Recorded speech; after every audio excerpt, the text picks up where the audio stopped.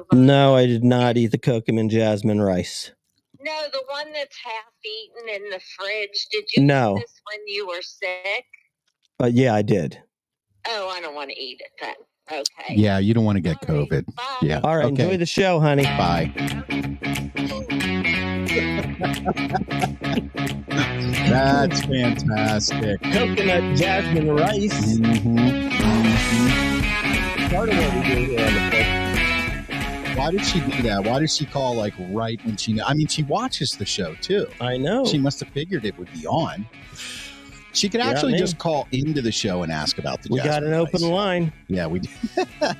We do. All right, everybody. Hey, listen, the Sports Porch Philadelphia is back after a hiatus. Yeah, we took a little break and then hiatus. Then Mark got a bug and now I'm recharged. Batteries are recharged and ready to go, refueled. I know, and thank God, because really there wasn't a whole lot to talk about as far as football goes. Nothing happened at all. Football is back. Yes, it is. All right, guys. Thanks for being on the Sports Porch Philadelphia with us. We drop the podcast right after the show on the Apple, on the on the iHeartRadio app. iHeartRadio app. Yeah, you can find that on Apple. Yeah, Apple Podcasts, Spotify, or anywhere you get your friggin' podcasts. And of course, you can follow the Sports Porch Philadelphia on YouTube. We highly encourage you to do that. Highly encouraged. Absolutely. We're going to get right into it because we got a lot to talk about this week since you took a little vacation there. We're calling this today the Eagles' State of the Union. Yes, or to be more less political. Or no, to be more formal. That was the word that I couldn't find. Okay. The Philadelphia Eagles' State of the Union address. Big signings address. Yeah. Yeah. So, I mean, look, free agency this year.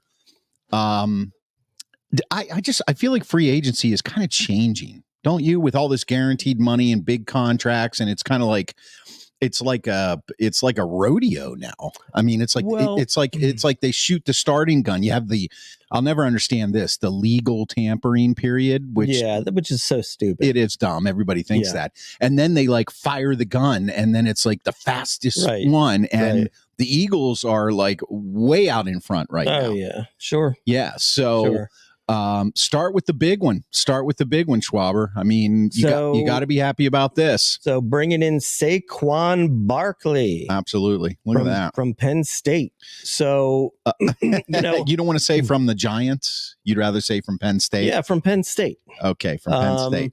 Yeah, I mean, look, so he finds himself in a great spot. I mean, imagine this. You go from New York, where you're the only thing that a defense has to stop. I mean, nobody's worried about Daniel Jones. I can't name a receiver on their team right now. You know what? I can't either. Or a tight end or anybody. Yeah, I'm thinking. They used to have Evan Engram, but he went to Jacksonville. Yeah, I mean that. Matter. They basically have nothing. No. So all you had to do was stop Saquon Barkley, and that was still hard to do. They have Tommy DeVito.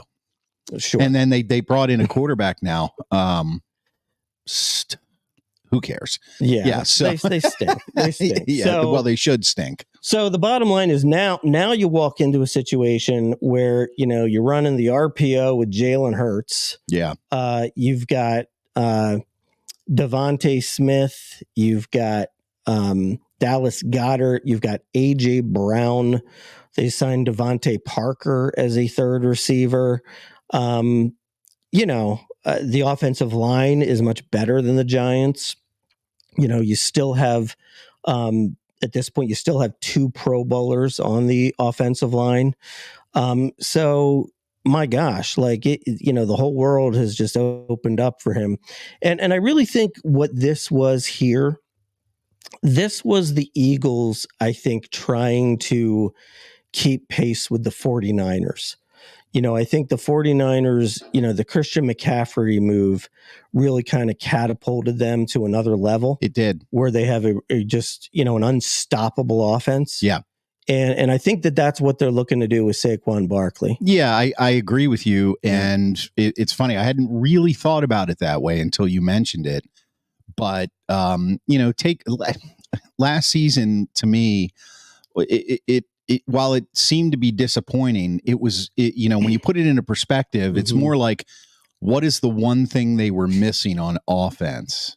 Right. And if Barkley plays up to his potential, and I think he still has a little bit left in the tank for sure. He's only 26. Right. And he stays injury free with what you just mentioned, with the Pro Bowlers on the line, the offense.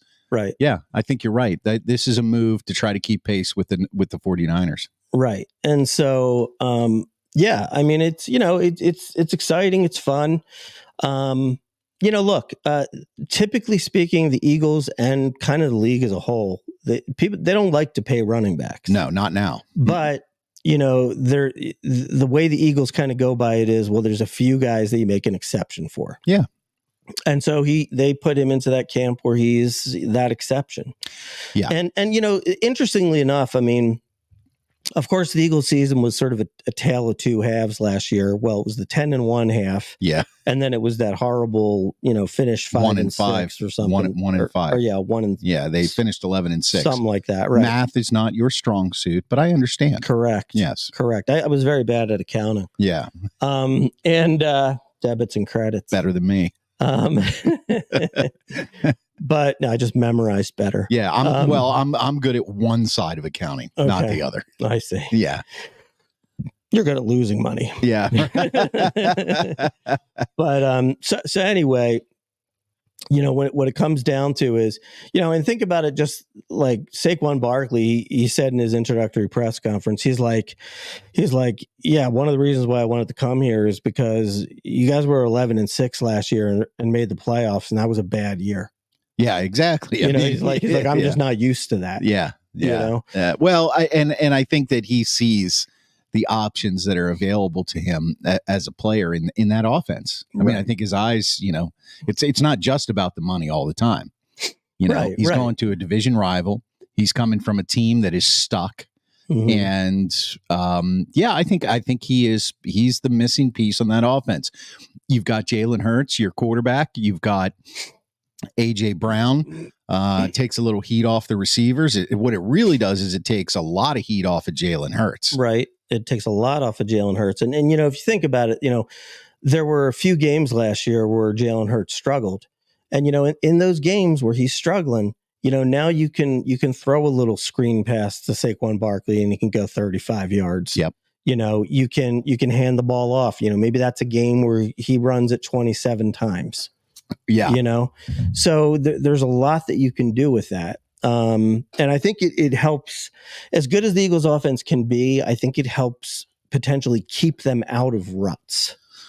Ruts. Yes. What I mean? And we don't like ruts. Yeah, exactly. It's, you could be in a rut and Hurts is scrambling and he dumps the ball off to Barkley and he gets a 30-yard pickup. And now all of a sudden, you get a little momentum back. Right. And that seems to be what they were lacking last year. Right. When they got off of their game, when they got out of their rhythm, they just couldn't get it back. Right. And, they had a decent season from DeAndre Swift, but he kind of started hot and then sort of tailed off. Yes. And, look, I think he's a talented back, but, here's the other thing too. I mean, they paid $4 million more a year for Saquon Barkley than DeAndre Swift got. Yeah. It's amazing how running backs have kind of, the league has gone to this hybrid passing league, RPO type of stuff. Right. Remember when it morphed into, they brought the Wildcat in and then, and now it is where it is.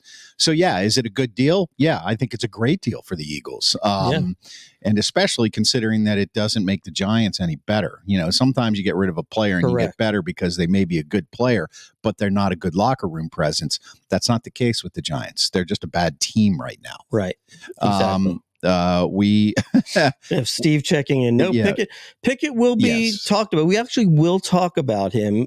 But it probably will be like 15th in the show. Yeah, maybe 16th. So stick around. Well. Yeah. Stick around. Maybe 16th. You might get a little Pickett talk coming up later. Yeah. And there is another show that's going to focus on Kenny Pickett probably a little bit later. As well. So Barkley, definitely an A grade signing for the Eagles. Yeah, I mean, it has to be. I mean, look, the only thing that could make it a bad signing is injury. Well, I mean, that's it, but that can be anybody. Yeah. That can be any player. The way I look at things like that is that doesn't make it a bad signing. Right. Because you don't know who's going to get injured and when. So I think it's a great signing for them. Absolutely. Moving on in the horse race for free agency, Chauncey. CJ is back. He is back. He is the man. He is back. Look at those guns. And we are excited to have CJ back in the game. Right. So obviously they missed CJ a lot last year. They did. Because he's one of the better ball hawking safeties in the league. He gets turnovers. And honestly, he just plays with passion. Yeah. You know what I mean? He's kind of like the balls out there on the football field, He's the balls. He's trash talking, he's just getting everybody all juiced up. Right. So it's great to have him back. And he seems to be pretty excited to be back. What is pretty cool, I mean, and this is one thing I'll give some props to Howie Roseman for, is that, I think what happened last season is Howie realized he made a mistake letting him go. Yeah. And so instead of, sitting there and trying to find somebody else to prove yourself right, he said, look, he just got a 1-year deal with the Lions. They don't want to pay him a lot of money because he did get hurt last year, although he finished like the last couple games. And so they basically said, let's bring him back. Let's pay him what he deserves. And got a nice deal. It was like, 3-year, $33 million deal, something like that. I love the fact that in the NFC Championship game, prior to the game, he told Brock Purdy that he was going to intercept him. And I believe he did. Right. And then he handed him the ball. So he's just a fun player. So that's the passion that they missed on defense last year. Right. So it's going to be fun to have him back. They were really flat last year. Yeah. On defense. So, definitely. I would say another A signing on that one. Next up, Bryce Huff. Mr. Huff. So, all right. So Bryce Huff was widely considered, one of the top 3 or 4 defensive ends in this free agency crop. Right. He's considered an ascending player. So he, got 10 sacks for the first time last year on a good Jets defense. Right. Right.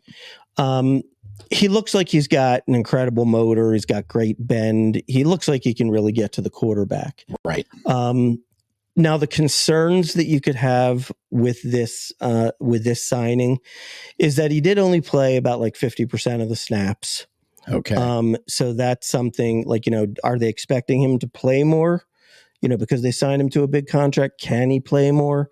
Is he ascending? So he's going to play more and do well, or is he just a situational pass rusher? So that's the kind of question mark with the signing. But I do know that, a lot of teams were pretty heavy after him. And so they got him on the first day. And so you got to be pleased that they got one of the better pass rushers in the draft, because one of the things that the Eagles still have kind of out there, kind of lingering on them, is the Hassan Reddick situation. Yeah. And yeah. And, that could go so many different ways. I'm going to say at this point, I think he stays. He said he wanted out. Didn't he say he wanted out? No, he didn't say he wanted out. He said, actually, that's what was reported in the beginning. Yeah, it was a report that he said that he wanted to be traded. And then he came out and he said, I never wanted to be traded. That's right. That's right. He said he wanted to be paid. And the Eagles said, you test yourself on the market and then let's talk about money. Okay. So far he hasn't signed. Okay. So he's still testing himself on the market. Well, what I'm getting at is he must know by now what he can get and what he can't. Right. And so to me, that leans a little bit more towards he's probably coming back. Yeah. Unless, maybe the Eagles have something in mind. Like for example, take like, you got Vic Fangio on the defense, right? Right. He loves Pat Surtain. Okay. You know, Yeah. so, could you see like a Pat Surtain for Hassan Reddick type deal? They've been thinking about trading Pat Surtain, for the last 2 years. So like, could something like that happen where, if you lost him, you'd at least still feel good about it? Maybe. I'd be surprised if he's not back, but it's possible. So we'll have to wait and see. Yeah. So the next big signing up here, Devin White. Yeah. So how do you feel about that? So I'll tell you what, I'm actually really thrilled with this signing. Now, I had 2 linebackers I was targeting. Right. My number one guy was Patrick Queen, who the Steelers signed. Right. Who I just love. I think he's an incredible player, and he's probably at his peak right now. 24. Sideline to sideline. They did have Roquan Smith that kind of opened things up for him, so it's hard to tell sometimes. Don't get me wrong. He would have been great wherever he went. Yeah, it's hard. It's hard to say. The bottom line is, last year, I know the Eagles were actually apparently pretty close to trading for Patrick Queen before the season. Okay. So last year before the season, the Ravens were actually thinking of letting him go. Yeah. You know what I mean? Yeah. And then he has a great year, and then they don't resign him. Yeah. I'll tell you what, all I know is I watched a lot of Baltimore games, and I think Patrick Queen's pretty good. The real deal. Well, the Eagles didn't get him. They got Devin White instead. Devin White was my second guy that I wanted. And here's the thing, to be honest, I'm a little confused on, you have people going in a lot of different directions here. So if you just back up, Devin White was the 5th overall pick in the draft, I think in 2000. Right. Okay. And his second year in 2000, he's been playing for 23 years. 2020. There you go. That's a little better. You were right about that numbers thing earlier. Math, yes, absolutely. Yep. So, and then I believe it was his second year, 2021, is when, he was the leading tackler for the Bucs defense with Tom Brady that won the Super Bowl. Yep. So he's got Super Bowl experience. Yeah, and he made the Pro Bowl that year. He had 9 sacks that year from the linebacker position. Yeah. And I've always thought he's very fast. I know he ran like a 4.42 at the combine. Fast, so I love the fact that he can go sideline to sideline. Okay. I really love him, but apparently, Bowles, the head coach in Tampa, Todd Bowles, he got a former Redskin. Yes, Super Bowl. He got a little frustrated with him last year. Apparently, he likes to go for the big play. Yeah. Right. Yeah, but that's what we love on the Eagles defense. That's exactly. That's a good fit. So sometimes he can get out of position, and because of that, he lost some snaps last year. Right. So. I think that to me, here's the bottom line. I love it because it's the first time the Eagles have had a decent linebacker since maybe the Super Bowl year with Nigel Bradham. And even Nigel Bradham, when I say Nigel Bradham, you don't think great linebacker. Right. Right. I mean, you could almost go back to Jeremiah Trotter. Yeah. Since we had a really named linebacker. Whose son is probably going to be drafted this year, right? Yeah. So. Yeah. And he's supposed to be good. He's the second highest rated linebacker. Yeah. That'll be interesting. For me, I was really excited about the Devin White signing. And one thing that, again, I'll give Howie some credit for, look, he didn't go out and he didn't get Patrick Queen, which would have been, the supreme move for me. But at the same time, it's a 1-year deal for $7.5 million. So he put some money in the linebackers, which he never does. Yeah, I love the signing. I love the big play, and the Eagles defense for years and years and years. No matter who their coordinator was, it just seems to be some teams take on identities, right? And that's one of the identities of an Eagles defense is that big play. I mean, they can look out of sorts for most of the game, and then they get big plays in bunches, and then they can win. So I love that. What I don't like. And it's not just this.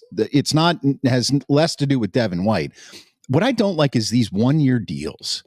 And I know why Yeah. they're being done. I know why the agents do it. It's it's a prove it deal, and then you can piggyback that onto a longer deal. We're old school football guys coming into the new age, and it's like you like a team to be consistent, and then you root for that team over a certain amount of years. So you get a guy like a Devin White, right? Or you get a guy like a Saquon Barkley, and it's like, no, we want him to be part of the team for a while, but that's the business of football. Well, actually, I mean, look, you're making a good point, and wait a minute.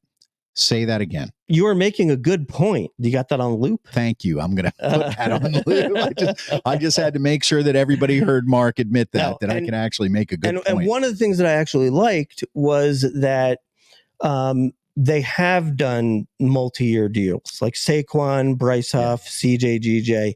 Those are Saquon's a 3-year deal, right? Saquon, I believe, is 3. Yeah, I believe, and I think Huff is maybe 5, maybe. Okay, and then CJ's 3. Okay. Now I believe though that the Devin White deal, that's more coming from Devin White's camp, probably, because I think Devin White thinks I should be making more than Patrick Queen. Yeah. You know what I mean? Like, whether he should or shouldn't, that's to be determined. But he thinks that. Right. He's like, I'm like the best linebacker in the league. This is ridiculous. Why? Yeah. Todd Bowles is a moron. He should have played me more. Right. And so, I think he wants to prove it and, land a big deal next year. Yeah. And hopefully he plays really well for them and they sign him during the season or something, Well, and that's so always, you never know in today's day and age with the NFL, that kind of stuff happens all the time. Okay. Now we have some extensions. This is an important one right here. And this is actually good to see. Landon Dickerson. So Landon Dickerson, he is a 2-time Pro Bowl left guard for the Eagles. Yep. He's essentially the reason why they let Sayamalo move on. Yep. Although Sayamalo is a very good player. He is. Yeah. And look, Alabama. Now, what's interesting though about Landon Dickerson is I'm interested. I'm not 100% sure he's playing left guard next year, because as a reminder, coming out of Alabama, he was a starter at Alabama at center. Right. And now with Jason Kelsey retiring. Yeah, we'll talk about him soon. Yeah. Now they also drafted Cam Jurgens 2 years ago in the second round from Nebraska. Yeah, as a center. And he's the starting right guard. Right guard, right. He's and the starting he right was guard. a center. And he was a center. So one of those two is going to be the center. Right. Unless in the first round they draft the one guy that's going to be drafted in the first round is the center. His name's Powers Johnson. Powers Johnson. I will always call him Powers Booth Johnson. Right. Powers but either way, and this one was a 5-year deal. Yeah. So again, you got a Pro Bowl offensive lineman, lock him up. Good signing. Yep, good signing. And of course, you can't win tight games without a good kicker. Jake the Make. Jake the Make. Not sure I've heard. Yeah. Is that common? No, or is that a Schwab name? No, it's actually kind of interesting. Like, I'd never heard that nickname. Yeah. And then since they signed them, it's everywhere. Oh, that's funny. Jake the Make. Yeah. Yeah. So interestingly enough, they gave him the same contract that the Justin Tucker has from Baltimore. Right. So they basically tied him as the highest paying kicker in the league. Yeah. Well, he's worth it. Well, he's probably worth it. I mean, he crushes the ball. Well, he's like 9 for 9 on game-winning kicks. Yeah, and half of them are over 50. Yeah, he can kick it 1.5 miles. Right. So So I want to go back to the days where they ran straight and kicked it with their toe, like Mark Mosley. Yeah, he was the best of all time until I don't know when, but he was for a little while. He made something like 85 straight. But this is another. I mean, you're keeping the pieces in place, and that's another one. I think that's a 5-year. So wrap them up for a while. Yeah. So you got to be happy with that. And yes, of course. Now we've got restructures. So this is a team friendly thing to keep the Eagles in the spot they're in right now, which is what, the fifth most cap space in the league, right? Yeah. Is that after these signings or before these signings? That's after. So we'll talk about that in a little bit. All right. Yeah. So Brandon Graham. So Brandon Graham, 1-year deal. He said will be his last year. So Okay. he said he always wanted to play 15 seasons and finish it off with one team. Yep.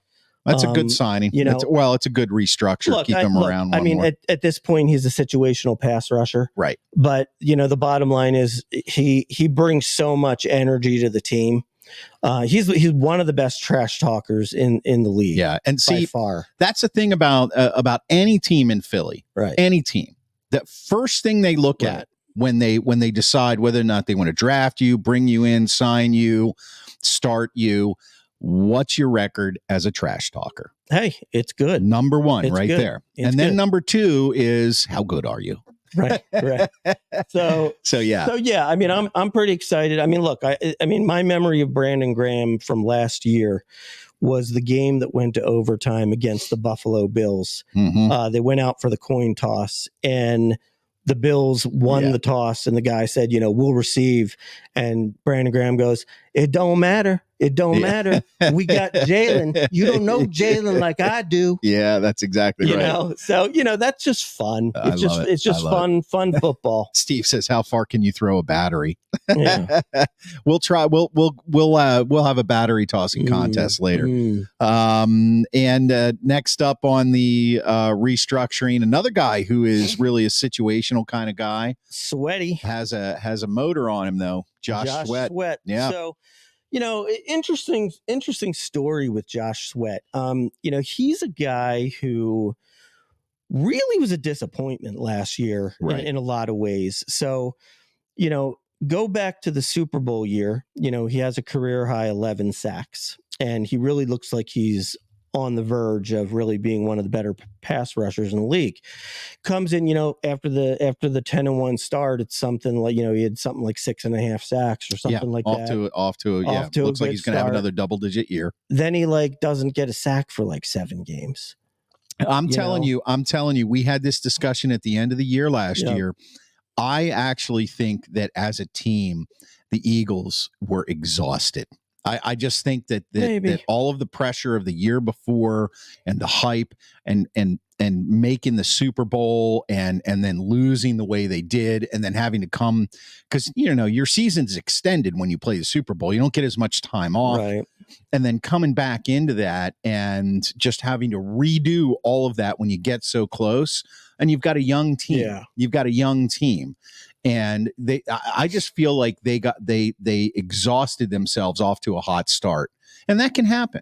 Yeah, maybe. I mean, I also think a lot of it had to do with the changing from Sean Desai to Matt Patricia. Oh yeah, that too was Absolutely. Horrible, yeah. And he liked to do the thing where he would put the the defensive ends in coverage. And so now you got some of your best players, him and Hassan Reddick in coverage. Yeah. And that's not their strength. A game, right. That's not their strength. And that kind of thing. So, but I will say, if you had asked me mid-year, what's going to happen with Josh Sweat, I would have told you, before a downturn, I would have told you they're going to wrap him up to a 5-year deal. Yeah. So the fact that he's back on a 1-year, 10 million prove it deal. Yeah. That's good. It's good that he's back because they had talked about possibly trading him too. Yeah. Well, that's a case in which I look at that 1-year prove it deal and I say, I like that signing because whether or not if he proves it, then you're going to have to pay him. You'll make that decision next year if you want to keep him or somebody else will pay him. But he's got the incentive now. Right. So you're putting this defense back together is really what you're doing. And now you've got Vic Fangio in there, totally, a much better defensive coordinator. He's got a long track record of putting together great defenses and great schemes. Right. And then when you flip over on the other side, the discussion we had earlier about Barkley and the offense, on paper, they should rule the NFC East. The Cowboys haven't done jack. Right. Now that doesn't mean anything, but they haven't done jack. Right. The Commanders are a complete mess. All right. Yeah. I know they got a new coach. The Commanders are now Cowboys light, because a whole bunch of old Cowboys came over. Even if the Commanders get a good quarterback, he's still going to have rookie issues. Yeah. You know? Yeah. It's not going to. And then, of course, we talked about the Giants, and that's just a team in disarray right now. So what are you going to do, Daniel Jones? Yeah.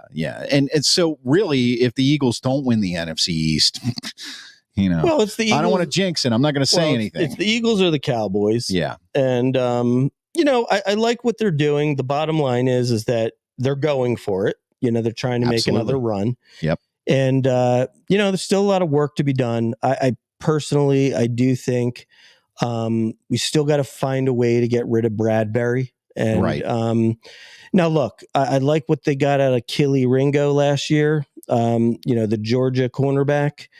He played well at the end of last year. Maybe he slots in as a starting corner. But I'd still also wouldn't mind them bringing in another corner, potentially to, more veteran guy. Snead. Well, interesting enough, I think they really wanted L'Jarius Sneed. Yeah. The problem then became that they franchised him. Yeah, I know. And so you can get L'Jarius Sneed, but then you got to trade with them. Yeah. And you got to give him picks. You probably got to give him like a second round pick. Yeah. And so I don't know if you want to give him a second round pick. It might be, isn't it a first round pick? No, franchise guy, or is it the second? Oh, no. It's not. You're talking about something else. You're talking about if you lose a franchise player, that kind of thing. Yeah. But, there's still Avonte Maddox out there who's a good cover corner. At the same time, he's been hurt a lot. So, I'm only taking him back on like a team friendly deal. Right. So, okay. So just want to thank everybody for watching so far. This is the Sports Porch Philadelphia. We are back after a couple week hiatus. We are live on Facebook, on X, on LinkedIn, and somewhere else, YouTube. That's right. And we drop the podcast right after the show. Anywhere you get your podcast, you can find it. Steve says Pat Pete's out there. If you want to, Patrick Peterson, what a horrible signing that was. Thank you. Yeah. No, thank you. We need to say thank you to a couple guys, actually, speaking of thank you. We? So we need to say thanks for the memories. Yes, right? we do. Yeah. So also some really significant retirements. Really hard to see these guys go. So that right there, if you're looking at our screen, if you're online with us, Fletcher Cox retires. Yep. 12 seasons as an Eagle, Super Bowl champion, 6-time Pro Bowler, 4-time All-Pro, NFL 2010s All-Decade Team, 188 career regular season games, most by a D tackle in Eagles history. So, he's a guy who, he's kind of like borderline Hall of Fame. Yeah, that's where I was going to go with this. He's Hall of Fame? Borderline. I mean, nowadays it's kind of like borderline. I mean, we'll think about it like this. So, like, if you think about, all right, so he's an all-decade team for his position, right? So usually that's how they look at it. Like during the decade in which you played, were you the best at your position? Right. You could say yes, or he's number 2. Like it's him and Aaron Donald. Right. You know what I mean? Right. Or maybe throw in, maybe you want to put Chris Jones in there. Right. Somebody like that. Right. So, but he's certainly going to be on a handful. Well, right? So him and Donald are going to be in the same potential Hall of Fame class. Right. I wonder if 5 years from now, if that hurts his chances. That's kind of a stupid way to look at it. Actually, I think it might help. I think it'll hurt. You think it'll hurt? Because they're only going to probably take one. They'll take Aaron Donald. Yeah. But I think I have a feeling he'll get in. But it might take a couple years. Yeah. It's going to probably be one of those. Yeah. Because and defensive tackle that's a tough position to measure. It is. I mean, if you think about it though, it's like, because, a lot of, listening to a lot of people talk about Fletcher Cox, he is also one of those guys that like, he does have some numbers. Yeah. But at the same time, he dominated games without statistics as well. Right. You know what I mean? That's where we come down on the Aaron Donald argument. But he did still have 70 sacks. Yeah, which is that's quite a number. That's 7 a year. That's 7 a year for a defensive tackle. That's pretty good. That is pretty good. Those are Hall of Fame numbers for a defensive tackle. Yeah. I think he'll get in there, but he'll be like a 3rd, 4th, 5th year guy. Yeah, I don't know. We'll see. The only thing that I thought could help him. See, the Aaron Donald really hurts him. But the thing that I thought actually could have helped him was he could have possibly ridden the coattails of Kelsey, because I think that Kelsey is a first ballot. I'm going to look up right now how many sacks Aaron Donald has in his career. I bet it's in the 90s. Not like that is what they look at just to get into the Hall of Fame. No, I'm not getting anything. Okay, that's because I'm looking on that. Okay, so let's move on, and I'll come back with the sacks. Now, of course, one of the guys, and Steve agrees he's not first round ballot, but he's a Ginzer. They're not going to ever think anybody in the Eagles belongs on the first round ballot. Next guy. The other thing that you have to realize too, though, is think about it this way: there are guys on the Steelers who maybe don't belong in the Hall of Fame. 111, but 111 sacks. Okay, that's a lot more. Yeah. So there are guys on the Steelers, for example, that don't belong in the Hall of Fame, but they're there because they're Steelers and they're champions. Yeah, right? let's not get into that. No, but what I'm saying is that's what is in favor of Cox. it's like a big market, Philadelphia champion. They're going to want to put him. Yeah. I actually think he is a first round Hall of Famer. That's what I think. He might be. Yeah, that's what I think. All right, the next guy to say goodbye is part of the Dog and Pony Show. The Kelsey brothers. The Kelsey brothers, of course, Jason Kelsey. So that's going to be a little hard for me to read from this distance. Sorry, dude. I'm going to say here. How about if? All right, I'm in here now. So 13 seasons as an Eagles Super Bowl champion. 12 seasons as an Eagle, buddy. 13. It says, never mind. That was right. Okay. 6-time first team All-Pro, 7-time Pro Bowler, most consecutive starts in franchise history, 156. Most regular season games played by an offensive lineman in franchise history. Greatest Super Bowl parade speech of all time. That alone right there is Hall of Fame worthy. Yeah, now, absolutely. Now the reason why I think Kelsey gets in on the first ballot is simply because he's a change the game guy. Oh yeah. He's the new modern center that pulls and is blocking the second level all the way downfield. Right. And also the fact that he played at such a high level, well into his 30s. He actually even got better as he got older. So I think for Kelsey, it's going to be a first ballot. And what can you say? I mean, he's just best center of Eagles all time. Yeah. Well, he's one of the best centers of all time. Yeah. Yeah. So, I mean, look, the guy was amazing. Mike Webster did that in 1972. Did what? Yeah, first ballot? Yeah. I don't know. Yeah. And he was one of the best also. Maybe, that's Steve. Yep. He just can't help himself, can he? I mean, this is it's a Philly show, Steve. It's a Philly show. Just got to keep it. Mark reminded me of that enough, and now I'm going to remind you of that. But in all seriousness, though, it was a great pleasure watching Jason Kelsey and Fletcher Cox play all these years. Yes, it was. I mean, they dominated their positions in the middle of the lines, and that's really what the Eagles kind of have built their teams on, is winning in the trenches. And they've tried to replace these guys. They've replaced Fletcher with Jalen Carter, who we hope is the next Aaron Donald. Yep. More sacks. Oh, he's off to a good start. Jordan Davis.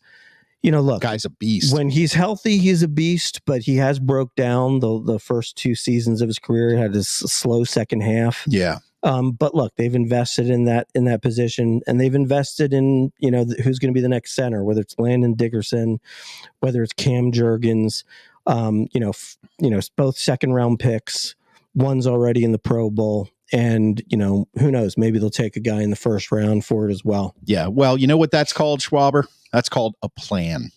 It's called a plan. It is called a plan. It's called a plan. Yeah, So, and in spite of the, it's you've got the big play guys, your receivers, your running backs, your edge rushers, your cornerbacks, but really any football team is going to be anchored by a good line on both sides of the ball. And if you don't have a plan for that going forward, you're going to go through long periods of bad play, no matter who your stars are, because if the line can't hold, it's a timing. It's all about the timing. Right. Other signings, there's other depth signings we want to talk about real quick here. So another first day guy, linebacker Zach Bond from the Saints. He's supposed to be like a special teams ace, one of these guys. It can also kind of rush the passer a little bit. So, look, I'll be honest. I didn't follow the Saints special teams last year. No.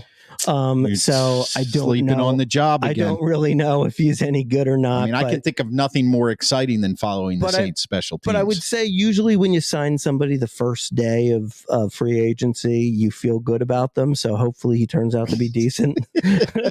Also, Oren Burks, backup linebacker for the 49ers, they signed. Devontae Parker, kind of like maybe a little sneaky signing as a third receiver upgrade over Quez Watkins. I agree with that. And I was surprised by that, actually. Yeah, and I actually think it's good too, just from the standpoint of if AJ or Devontae were to get hurt, he could actually step in and he's got experience, be at least like an average starter, right? At this point, right.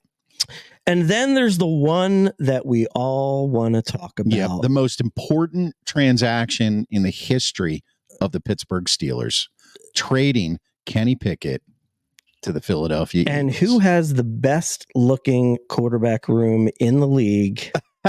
Jalen Hurts and Kenny Pickett. You're just talking aesthetically. Aesthetically, now, right? It doesn't get any better looking than that, guys. Yeah, I'm telling you, I think you're right. Your QBs have got to be good looking. Yeah, they do. They do. Did you see Kenny in his press conference? You see that the hair flowing back? I'm looking at it right there. Yeah. Yeah. It looks a lot like my hair. So 20 years ago. So here's my thoughts on the Kenny Pickett signing. You're going to get to do this twice. Sure. Yeah, I know you're looking forward to that. Well, I'm going to tell you a couple things. So I'll first tell you. I just want to hear you put a positive spin on this. I'll first tell you the one bad thing I don't like about it. Okay.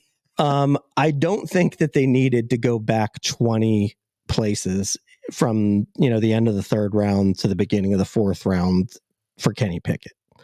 I feel like we could have got him for a fourth round. Right. You know what I mean? Okay. So I do think they overpaid for him as well. A little bit. So nice job on the Steelers for, draft compensation. Yeah. Well, there's so much wrong with this whole situation there. But I like it, and I like it for this reason.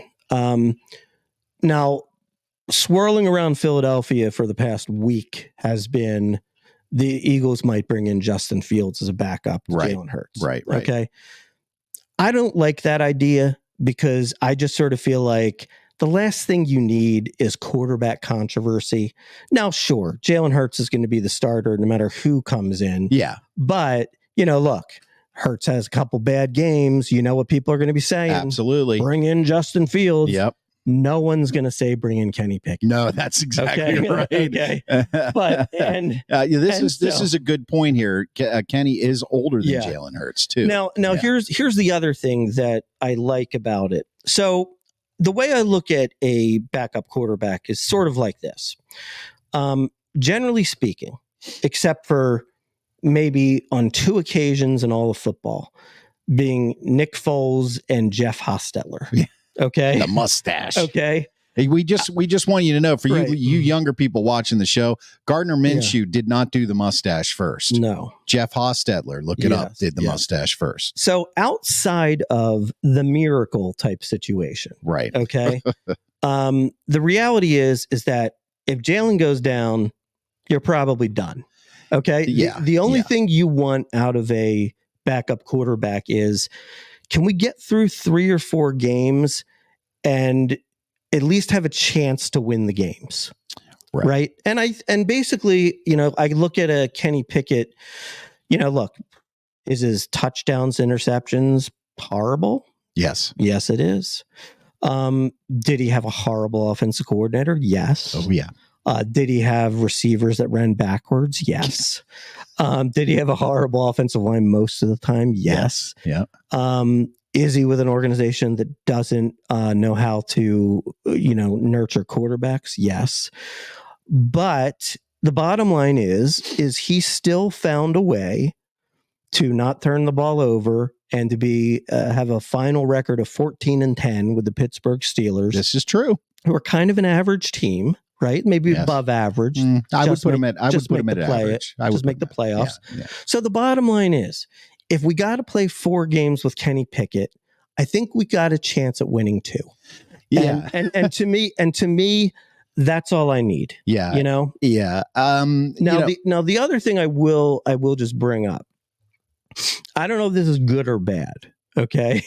But I can't wait. But I do also know that Howie Roseman had really liked Kenny Pickett. Well, and Kenny, his family's from New Jersey. They were Eagles fans, right? Yeah. But that's not why Howie Roseman liked Kenny Pickett. He just liked him because he liked him. Because he was good looking. Apparently, Howie Roseman doesn't go to see college football games. Right. And he actually came to Pittsburgh to see Kenny Pickett play his last year. Now, that's an interesting tidbit right there. So, interesting tidbit. Where did you find that out? Was that in the Philly news? It's in the Philly news. They're not talking about that out here. At least I haven't heard anything about that. And and then there's also another part to this that really works, which is, with a Justin Fields, it's a 1-year deal, right? With Kenny, it's 2, right? Okay, and it's only $2 million this year, and it's $4 million next year. I feel so bad for that kid. Okay, so it's $2 million and $4 million. Mm-hmm. So you have a backup for 2 years. Okay, so you don't have to have somebody also next year learn a new offense, right? And the bottom line is, what were they doing otherwise? Well, last year they paid Mariota $8 million. Yeah. Last year, think about the Steelers. Last year they paid Trubisky $8 or $10 million. Yeah. Right. Yep. So instead of paying all that money for a backup, you got a guy who can maybe get you through a couple games spurt, and look, and here's the other side to the coin too. He'll be playing with a much better line. Yes. A.J. Brown, Devontae Smith, better Dallas Goedert, Saquon Barkley. Better core. Yep. Might actually play better. Yep. But I still agree that Kenny Pickett doesn't have it. Yeah, no, he's not a starting quarterback in this league. At least, everybody talks about sample size. Look, I'm tired of hearing those 2 words, sample size. Yeah.